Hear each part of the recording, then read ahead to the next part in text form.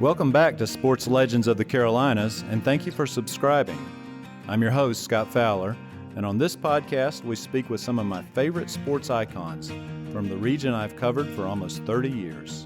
With us today, I'm thrilled to have Charlotte Smith, who's about to enter her 12th year as Elon's women's basketball coach and is already the all-time winningest coach at the school. Even when you think about eras in our nation where there was segregation, where there was the Jim Crow laws, sports was a way of bringing people together from all backgrounds. We can't take those opportunities for granted because they weren't always there. Thanks again for supporting this work.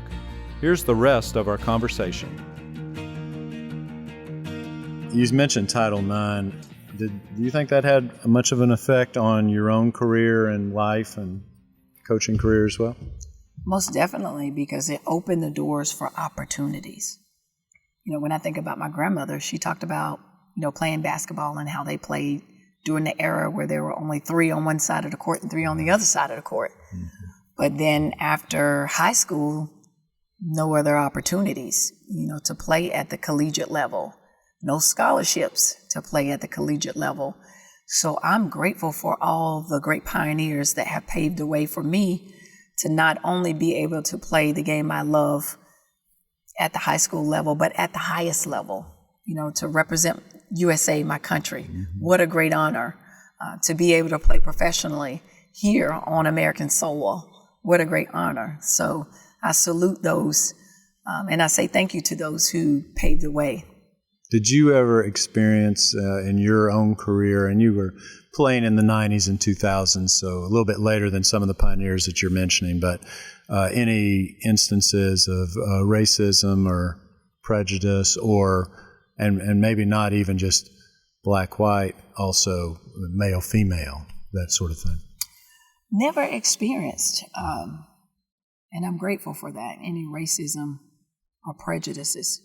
Of course, there's always, when it comes to male versus female, the whole equity issue and trying to make sure that the women get what they deserve in terms of resources.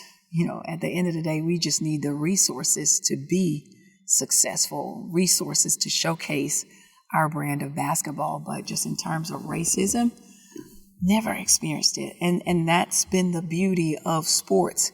Even when you think about eras in our nation where there was segregation, where there was the Jim Crow laws, sports was a way of bringing people together from all backgrounds. And oftentimes we forget about that. And so I try to be really intentional about this generation because sometimes they take for granted the opportunities that we are afforded as women and the opportunities that we are afforded as African American women. We can't take those opportunities for granted because they weren't always there. And that's why we have to educate our young women on the past, the struggles. We can't ever forget the past. We can't ever forget the struggles because then we take our present gifts for granted. Mm-hmm. Speaking of African American female coaches, there are still not too many in Division I.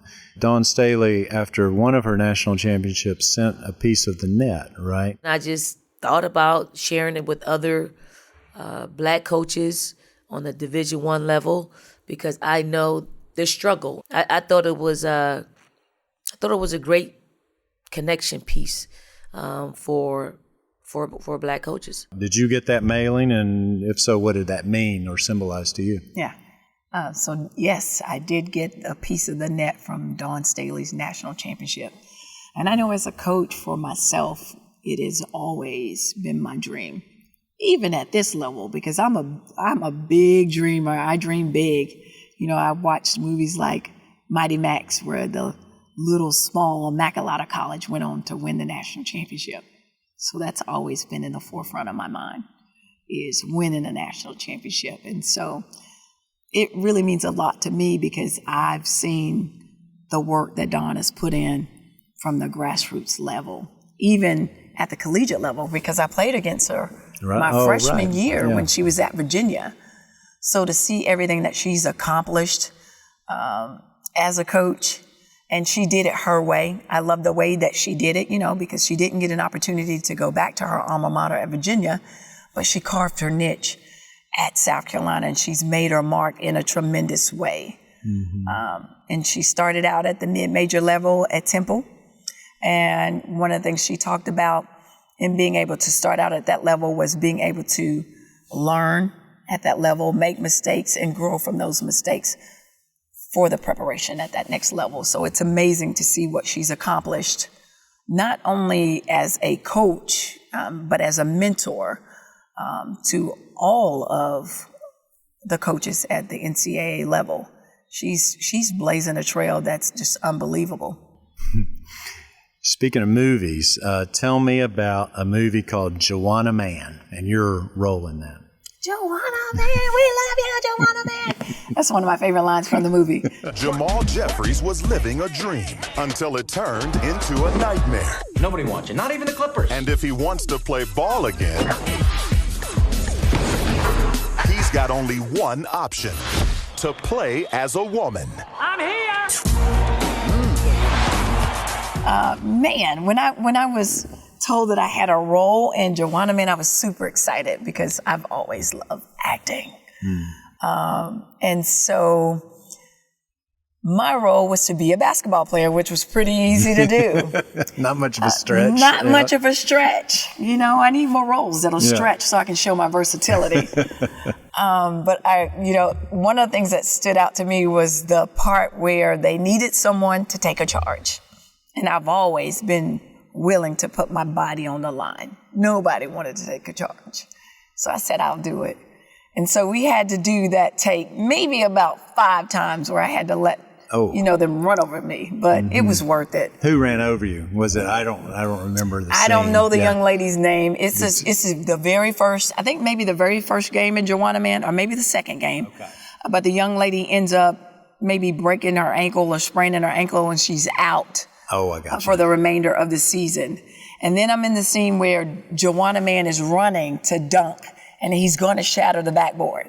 And they said, guys, when we shatter this backboard, we only have one take for this one because we can't shatter the backboard again, so we have to make it good. So I'm in the background running behind Juwanna Mann trying to catch him before he dunks. And of course, I get posterized. I'm in the poster. Mm-hmm. But it was really fun. It was really fun to be able to make a movie, be on set with Vivica Fox. Yeah. During the takes, they had a Where was lot it of filmed? great food. It was filmed at the Charlotte Coliseum, which unfortunately isn't there anymore. They tore down the Charlotte Coliseum. Yes, they did. What do you think about that? It was only 19 years old once it was. I was saddened because there's so many great memories of the Charlotte Coliseum and just the access of being able to get there versus downtown. There was a lot of easy access to get there. So I guess I have to relive all of those memories through going back and watching Juwanna Mann, because that's probably the only time I'll get to see the Charlotte Coliseum and the practice facility that was down in Fort Mill, South Carolina. So you were on the Sting at the time it was being filmed, right? Yes. Yeah. So did some other Sting players, were you the only one, or were there some of your teammates was on it? also Tracy Reed, part of it. Another UNC player, right? Charlotte, I asked this of most of our interview subjects, and it usually gets a interesting response, and that is, if you look back at yourself right now at, say, if you were able to look at the 23-year-old Charlotte Smith, let's say, what advice would you give her? 23. Wow, what an interesting number. So 23, when I was 23 years old, I was just being drafted by the ABL.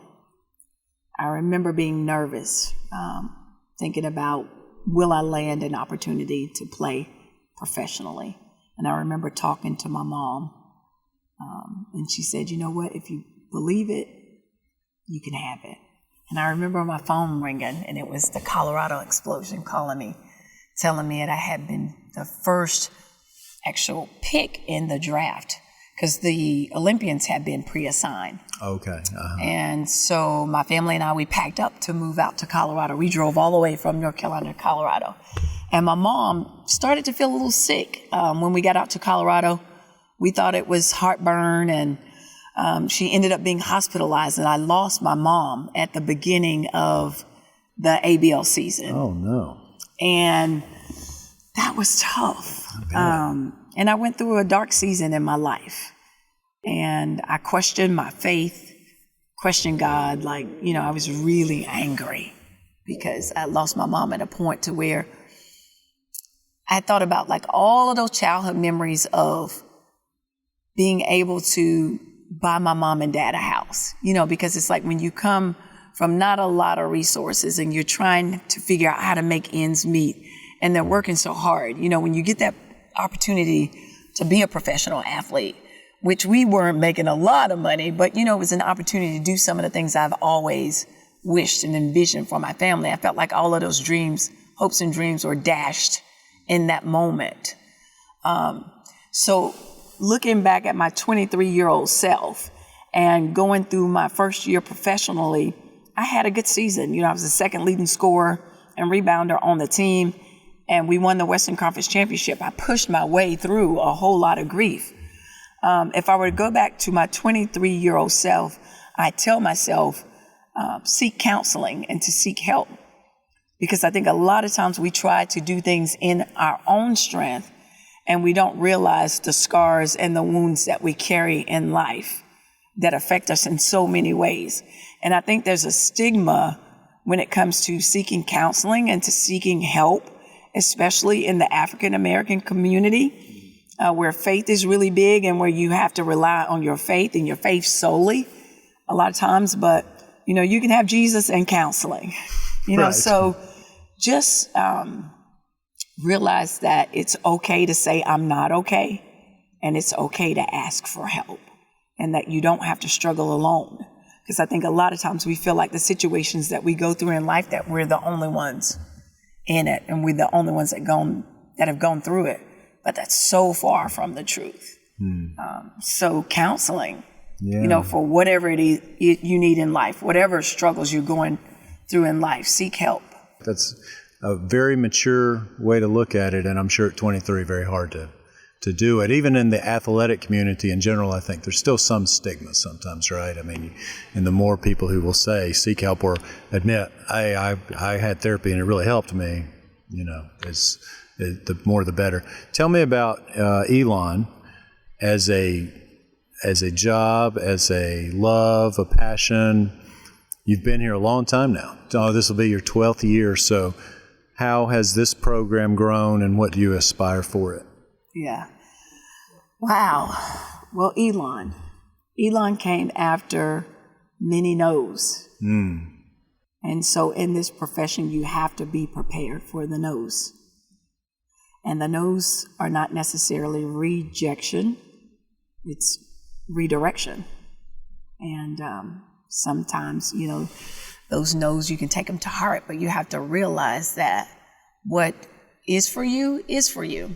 And timing is everything, and the right situation is everything. And in hindsight, I realized that this was the best situation for me. And I couldn't really understand a lot of those no's at the time. Because I'm thinking, here I am, Charlotte Smith, the legend in my mind. I've played at the highest level. Right. I've coached at a nationally competitive university. I couldn't understand the no's. But I'm thankful for the no's because it positioned me to be in my blessed place, and that's here at Elon. I knew when I became a head coach that I wanted to be somewhere where people really embraced and understood what it meant to be a student athlete, where it embodied the holistic approach of what it means to be a student athlete. Because at the end of the day, really, how many people will go pro? Right. I keep a flat basketball to remind my players that ball will eventually stop bouncing. And so for me, I wanted to be somewhere where I really had something to offer other than just being able to play on this court. What are we doing to position them for life after sport? It's easy to say that we graduate players. A lot of people can say 100% graduation. I can even say that. But it's not just enough to hand them a diploma. It's like, what are we doing? Are we doing internships? Are we doing the research? Are we doing community service, study abroad? There's a lot of things here that was just like, wow, Elon is doing it right, and they're really preparing student athletes for life after college. So that was really important to me.